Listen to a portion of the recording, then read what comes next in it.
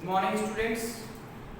I, Yogesh Jangit, again welcomes you in the digital platform of Sanskar Science Academy, where school provides you digital classes through digital board and internet.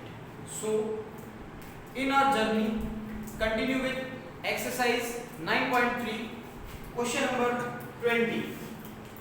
Question number 20 is, question 20 को start करने से पहले discuss कर लेता हूं आपसे 1 minute के लिए।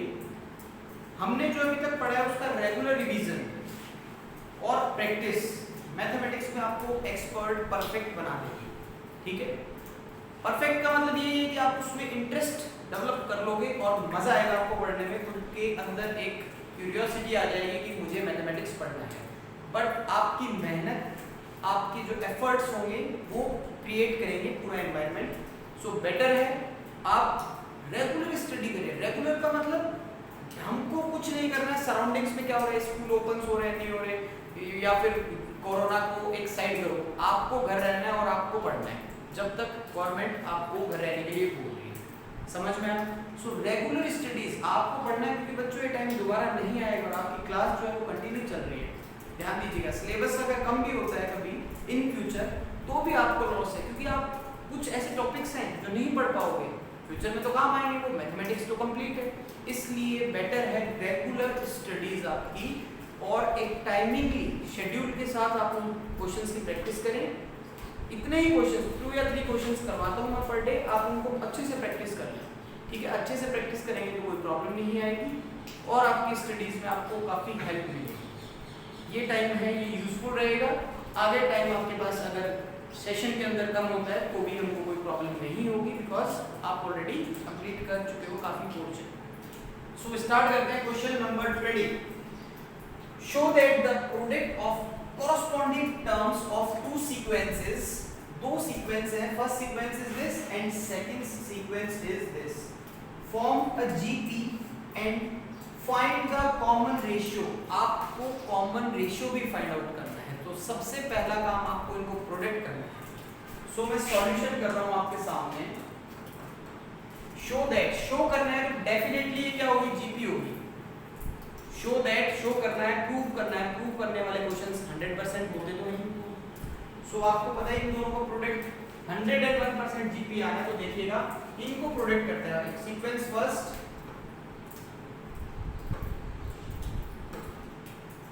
First sequence A R square up to A R N minus 1। Second sequence capital A R square N minus 1। Clear? Product करना है आपको, product of these two sequence, product of corresponding terms of sequences are। Product देखिएगा क्या होगा, multiply कराओगे इसको a into capital ए, इसको multiply कराओगे A R into capital A R, इसको मल्टीप्लाई कराओगे A R square into capital A R square, और इसको मल्टीप्लाई कराओगे A R N minus 1 into capital A R N minus 1। कर दिया मल्टीप्लाई, डॉट का मतलब ये क्या है, मल्टीप्लिकेशन। आपको प्रूव करना है कि ये जो आपने नई सीक्वेंस फॉर्म की है ये भी एक क्या है, GP. So let us check, ratio check करते हैं इसका। रेशियो को अपन पूरा आप रेशियो लिखिए, बिकॉज आर यहाँ पे पहले से आपने इंक्लूड किया हुआ है।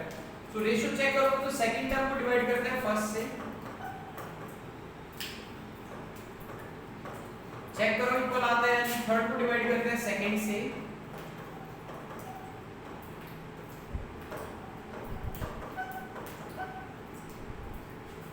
और इसी तरीके से ये लास्ट वाली जो टर्म्स हैं आपकी, इनको डिवाइड कर दो इससे प्रीवियस वाली से।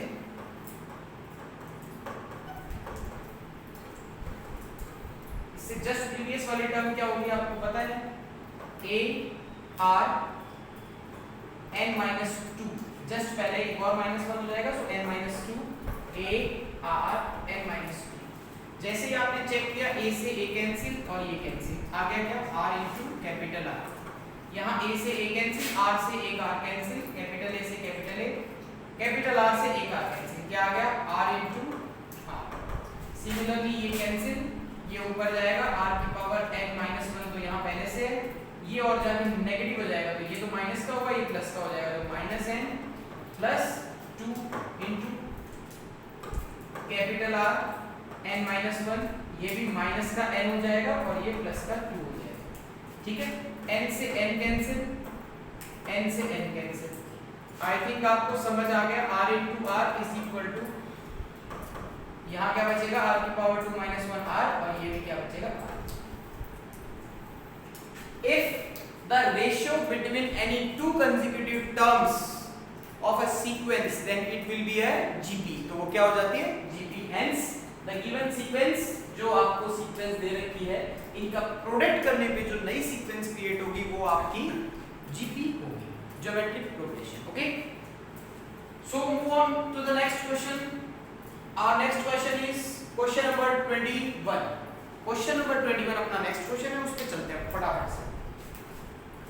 Find four numbers forming a GP. वो आपको फोर नंबर्स फाइंड आउट करने हैं जो जीपी बनाएंगे, इन विच, अब क्वेश्चंस में आपको क्वेश्चन में क्लू मिलेगा, हिंट मिलेगी, केसेस बनाने हैं उनके लिए स्टेटमेंट्स मिलेगी। The third term is greater then the first term. Third term first term से ग्रेटर है बाय 9, कितना 9। And the second term is greater than fourth, second term fourth से बड़ी है कितनी 18। सो इक्वेशंस बनाऊंगा दो, उनको सॉल्व करूंगा, a की वैल्यू फाइंड आउट करूंगा, r की वैल्यू फाइंड आउट करूंगा और फिर रिजल्टेंट ap फाइंड आउट करेंगे। सो सॉल्यूशन स्टार्ट कर रहा हूं। Let a be the first term and r be the common ratio। a be the first term and r be the common ratio। so according to the question, case first, क्या बनेगा first case? The third term is greater than the first term। Third term जो है आपकी वो greater है इतनी 9 first term से, तो मुझे तो इक्वल करना है, तो ये फर्स्ट टर्म रही। अब ये 9 ग्रेटर है, 9 ज्यादा है, तो मैं यहाँ क्या करूँगा प्लस 9, अब इक्वल हो गई। तो अभी तक ये थर्ड टर्म आपकी इससे 9 ज्यादा थी, तो या तो इधर माइनस 9 कर दो या फिर उस साइड प्लस 9 कर दो, तभी तो बैलेंस होगा, इक्वल यूज करेंगे।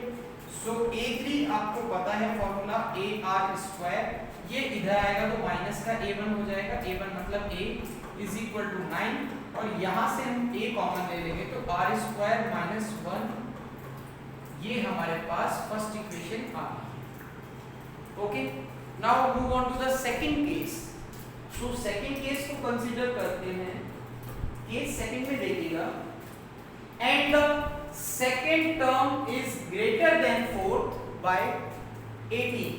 अब सेकेंड टर्म जो है वो ग्रेटर है फोर्थ से, ये लिखी मैंने फोर्थ टर्म, ये वाली टर्म इससे 18 ग्रेटर है, तो मुझे इक्वल लगाना है, तो या तो इधर माइनस 18 कर दो या फिर इस साइड में प्लस 18 कर दो। समझ आया? सिंपल है।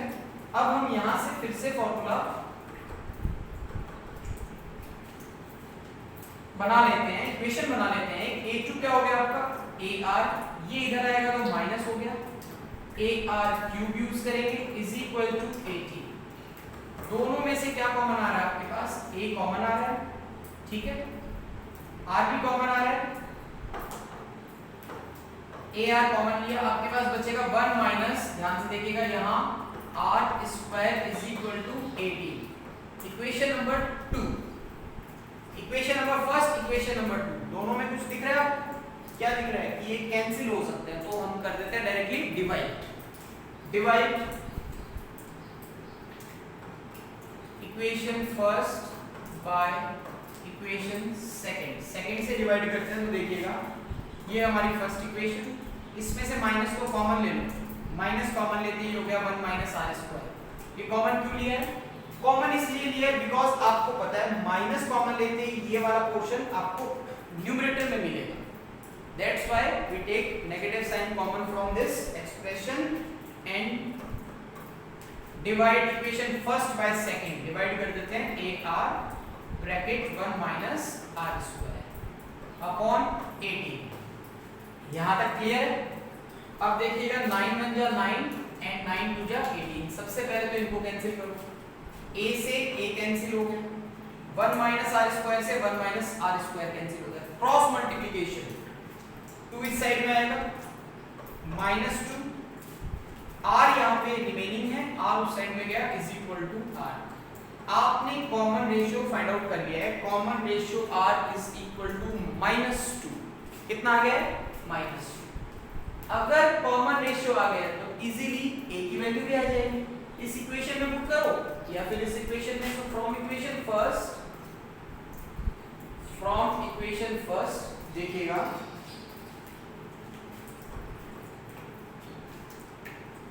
ये हमारी फर्स्ट इक्वेशन है, a bracket r square minus 1 is equal to 9, a as it is है, r की वैल्यू -2 यहां पुट कीजिए, so -2 square minus 1 is equal to 9। ठीक है, a ये हो गया आपका +4 माइनस 1 इज इक्वल टू 9 और a ये कितना हो गया 3, डिवाइड में गया उस साइड में 9/3 आ गया हमारे पास 3, तो a की वैल्यू भी आ गई है आपके पास 3। Now we find the value of first term as well as common ratio. Common ratio की भी वैल्यू आ गई है, फर्स्ट टर्म की भी आ गई है। आई थिंक फर्स्ट टर्म और कॉमन रेशियो आने के बाद में आप जीपी का कोई भी क्वेश्चन सॉल्व कर सकते हो। सो आप डायरेक्टली लिखिएगा therefore GP is first term कितनी है, देखो जीपी हो जाएगी ए R square A R cube, यही होती है जनरल फॉर्म।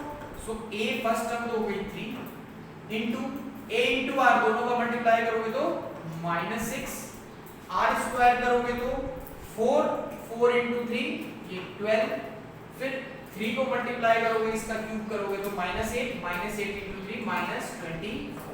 सो ये आपकी जीपी आ गई। क्लियर है? दोनों क्वेश्चंस आपको अच्छे से समझ आ गए हैं। नेक्स्ट जो अपना वीडियो होगा उसके अंदर अपन नेक्स्ट क्वेश्चंस को करेंगे। मैं फिर से बोल रहा हूँ, प्रेशर डाल रहा हूँ, आपको अच्छे से समझा रहा हूँ, गाइड कर रहा हूँ कि इस टाइम को बेनिफिशियल बनाएं, यूजफुल बनाएं, रेगुलर आपको स्टडी करनी है। मैथमेटिक्स की प्रैक्टिस करो, जम के प्रैक्टिस करोगे, इंटरेस्ट अगर आपका डेवलप हो गया तो डेफिनेटली आप मैथमेटिक्स के एक्सपर्ट हो। और मैथमेटिक्स एक ऐसा सब्जेक्ट है लॉजिकल जो आपके ब्रेन को तो डेवलप करेगा ही, as well as in future आप किसी भी जॉब के लिए अप्लाई करें आपको वहाँ 100% इसके क्वेश्चन पूछे जाएंगे। सो मैथमेटिक्स को स्ट्रॉन्ग बनाने के लिए practice only, last and final method is only practice. So practice continue रखें, डाउट्स को पूछेगा। Okay, thank you everyone, have a good day.